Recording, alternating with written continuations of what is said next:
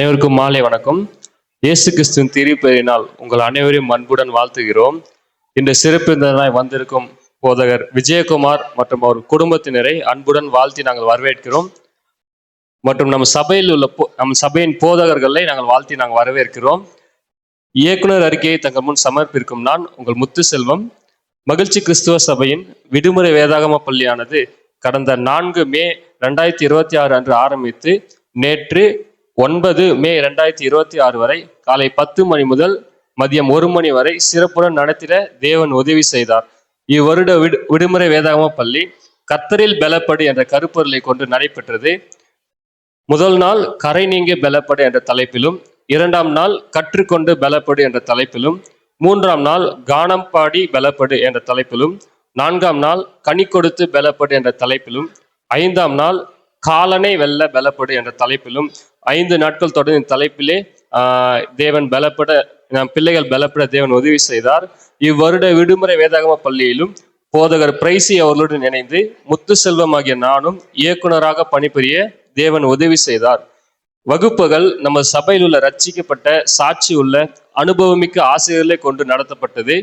Beginner வகுப்புகள் சகோதரி Jacqueline Kavya, சகோதரி ரித்திகா. பிரைமரி வகுப்புகள் சகோதரி ஷைனி, சகோதரி ஜெயபாரதி, சகோதரர் தருண், சகோதரி அபிஷா. மற்றும் ஜூனியர் வகுப்புகள் சகோதரி ஆலிஸ் அனிசா, சகோதரி ஜான்சி கவிதா. மற்றும் சீனியர் வகுப்புகள் சகோதரி எலியா செந்தமிழன், சகோதரி அஸ்வதி சாம்.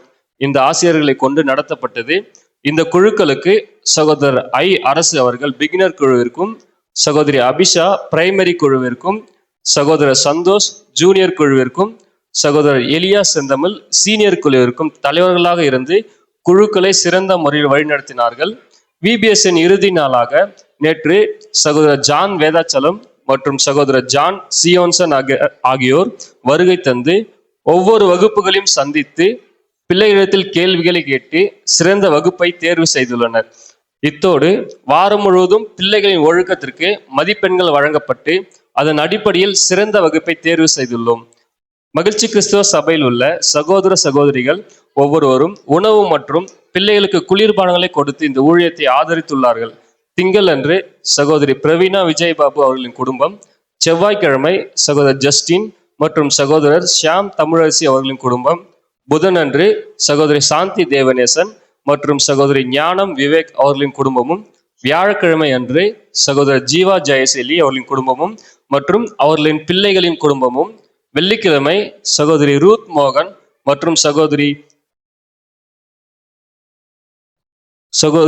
ரேஸ் மற்றும் சகோதரர் ஆரோன் அவர்களின் குடும்பமும், சனிக்கிழமை அன்று சகோதரி எமிலி இன்பம் மற்றும் சகோதரர் ராமசாமி அவர்கள் குடும்பமும் இந்த 6 நாட்களும் தொடர்ந்து நம் பிள்ளைகளுக்கு உணவளித்தார்கள்.